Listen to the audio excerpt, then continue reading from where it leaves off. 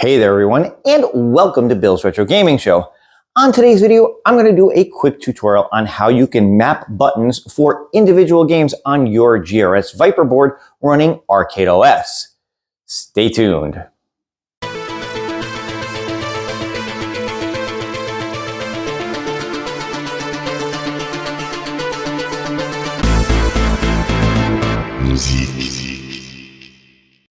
All right, everyone, as always, thank you so much for tuning in and checking out this video. If this happens to be your first time on the channel, be sure to hit that subscription button, click the notification bell if you want to be notified every time I put up a new video, give this one a thumbs up, and leave a comment below if you want to be part of the conversation. So I am running the GRS Viper board in my iArcade using the KVM switcher sold by GRS and Thunderstick Studios. Now, before I jump into my tutorial today, I do want to say that GRS is selling more of these KVM switchers. They are currently doing a pre-order, which is almost done. You really only got a couple of days left to take advantage of this. So if you own an iArcade and you wanted to get the KVM switcher with the Viper board so you can switch back and forth from the iArcade OS to the Rcade Viper OS, you've only got a couple of days left to take advantage of the pre-order. Now, Glenn Clemente of GRS, so the one putting this out, he is looking to get about 200 pre-orders going for this in order to make it viable to get these out to people. So if you haven't ordered it yet and you want one, please go ahead and take advantage of that now before you miss out. Now, also, if you own an iArcade, but you haven't gotten one of the GRS control panels, which are also kind of necessary for the switcher to work, that's how you have the button to switch back and forth between iArcade and Viper, you will also be able to get one of those if you decide to buy a KVM switcher. Glenn is planning on making more of those to go along with this pre-order for anybody who wanted one. So don't worry about that. If you're saying, well, I don't have the control panel to take advantage of the switcher, you should be able to get one of those as well if you really want it. So keep that in mind. But with that out of the way, let's get in and let's talk about today's tutorial. So for this video today, what I'm going to show you is how you can get into the RetroArch system when you're playing a game and do something like change the button mappings, the button layouts, whether it's for the individual game you're playing or in general for whatever emulator happens to be running that game. For instance, MAME 2003 or MAME 2010. You can actually create a file right in RetroArch that will be the main button mapping layout for a particular emulator or just for an individual game. And I'll show you how that works right now. All right, so for the purpose of this video, I'm going to focus on some of my arcade games that you can see I have in the MAME section of the menu here. Now, before I dive into this and really go over the whole button mapping thing, I do want to just recommend something to all of you. I've talked about this before, but it's worth mentioning again, is getting into this option menu, which you can do by hitting the coin in button and then going to game options and going to game emulator. Now for MAME, I have my default emulator set to MAME 2003 Plus. That seems to be the most compatible with most of the games so far that I've tried out, that I've tested. I play a lot of like some of the older 80s games and things like that, but there are some that get into the 90s, like the Street Fighter games and Street Fighter Alpha, Street Fighter 3, and all of those that aren't going to work for MAME 2003 Plus. You need a newer version of MAME to get those running. So for things like that, it's very easy to come into here to go to game emulator for the particular game that you're on and choose a different one. And in this case, it's going to be MAME 2010. Now, you may need to play around with this. If you have a game on your Viper, you go to run it and it doesn't run. It just kind of crashes back to the menu that you were on, doesn't run the game or doesn't run the game well. One of the things you can consider doing is changing the game emulator and playing around with the different versions of MAME until you find one that works well. Now, for Street Fighter Alpha, the game that I'm going to look at today for this, MAME 2010 seems to be the way to go.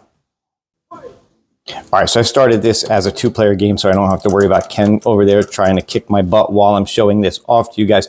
But what I want to show you is how the button layout is automatically set up for this. And it's not really the way I would expect. Normally, I'm expecting the punch buttons to be up here, the kick buttons to be on the bottom here, and you go, you know, jab, strong, fierce. Instead, I'm getting like the strong here, the jab there, and the fierce here, and then you've got your kick like that. Now, it's certainly playable like that. You can absolutely play the game. You just have to kind of get used to it. But I would rather remap the buttons so that it plays like my other arcades, like I'm used to seeing in the arcade, with your three punch buttons being up here going from weakest to strongest, and your three kicks down here, same thing. So what I'm going to do right now is I'm going to show you how you can get into the RetroArch menu in order to set that up. And what you're going to do that when you're in a game is you're going to press the menu and A button at the same time like this. So now this has me in the RetroArch quick menu, and there's a lot of different options in here that you can do. But the only thing I really want to focus on today is remapping the controls. And to do that, you're going to go down to where it says controls and hit the A button.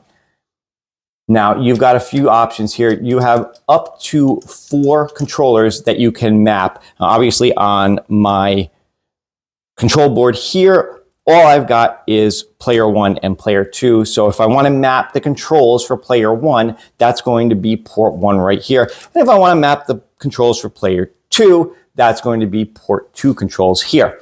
I'm only going to do it right now for player 1, so you'll get the idea, but you can certainly go in and do it for player 1 and player 2 so that they're consistent. And going in here, you can see the button layout, how it's set up here. And I think primarily this is meant to be set up like a controller, like maybe say like an Xbox controller would be, and not necessarily in the layout that you would expect on an arcade control panel like this is. So what I'm going to do is I'm just going to go through and remap the buttons to the way I want them set up. Now to start, that means that I'm going to swap around button A and button B. I know that seems counterintuitive, but for the way this is set up, believe it or not, that actually works. And then for the C button, that is actually represented by the L button down here. So I'm going to change that to be button 3. X and Y are going to be button 4 and button 5 respectively. And then the Z button is going to be the R button here. And that's already set up as button 6, so I'm going to leave it like that. Now, one other thing you might want to consider is that the R2 button is mapped to being a turbo button. Now, I don't think that there are any controls on here that are mapped to R2, but if you find that you're having difficulty where it seems like a button is acting like a turbo button instead of just a regular button, you know, you kind of press it, hold it down, and it keeps doing the action as opposed to having to constantly press it for it to do the action, you might want to set that to nothing, basically, which is what those 3 dashes would be.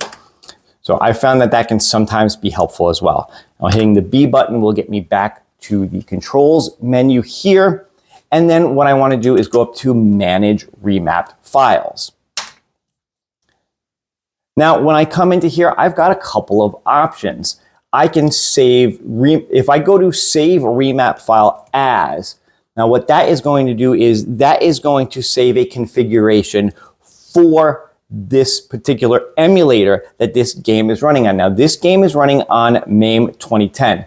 So if I wanted to, I could have this button layout set up for any game running on MAME 2010 by doing a save remap file as. It's going to create a MAME 2010.rmp or remap file. And then that will be my overriding default for any game running on MAME 2010. And of course, you could do the same thing for a game running on MAME 2003, MAME 2015, 2016, whatever it is. All right. Now, the problem with that is that not every game is actually going to be set up the same way. You're not necessarily going to want them all set up the same way. Of course, you could set up a default and then do individual game overrides. that would be this right here, save game remap file. If I go to this is going to save a remap file that is specific to the game I'm playing. So if I do this right now, you'll see that active remap file up there saved a file called sfau.rmp. Now that's Street Fighter Alpha US.rmp. SFAU is the ROM name, and then RMP is the extension for remap file, for configured remap files. So now, anytime I play this game, it's going to load that configuration as my override for the button remapping that I've just done. Now, if at some point I want to come back in here and I want to map the controls for player 2, I can do that and then come in here and just say update input remap file, and it will just save and update to that file without me having to remove it and then resave it.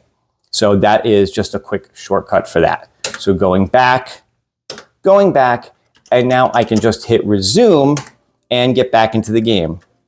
And now what you'll see is that the buttons are now mapped correctly, and this game is about to time out in 4 seconds here. All right, so now I've let it go to round 2, so I've got a little more time to show you. So what you see now is the A button here is going to be my jab, B is going to be strong, and C is going to be fierce. And then on the bottom for kick, same thing. Your weak kick, your strong kick, and your fierce kick, or short, forward, and roundhouse, I guess, is what they're always also called too. But you get the idea. Now this is mapped more like I have on my Street Fighter Champion Edition, more like what you would see in the arcade for how the punch and kick buttons are laid out. So I'm in a much better configuration. Whereas if I go over to Ken here, he's still set up the same way that Ryu was before, with the punch buttons being A, B, and X, and the kick buttons being C, Y, and Z. So I would have to go in and remap Ken for that. But there you go. You can see how easy it is to remap the buttons, whether you want to do it for each individual game that you have, or whether you want to have an override based on whatever particular emulator the games are running on. You can very easily do that by getting into the RetroArch menu, just like I showed you. So there you go. Now you know how to change the button layout for your emulators or for your games on the Viper board running the Rcade OS. Now, the nice thing about this is, while I am using this in my iArcade with the KVM switcher, what I've shown you here today will actually hold true if you decide to purchase Glenn's upcoming Viper Venom board, his more powerful version of the Viper board, or if you even plan on getting his full-size Build-A-Cade that should be coming out later this year. This tutorial should work for both of those. So if you wind up getting the full-sized Build-A-Cade from GRS and Thunderstick Studios later on this year, keep this video in mind if you want to refer back to it for button mapping layouts on that as well. But that's going to do it for this one. I hope you guys enjoyed the video. If you did, don't forget to leave me a like, leave me a thumbs up, leave me some comments below. And of course, if you're not subscribed to the channel yet, go ahead and do that as well. That's going to do it for this one. Again, hope you guys enjoyed it, and I will see you on the next one. Take care, and happy gaming.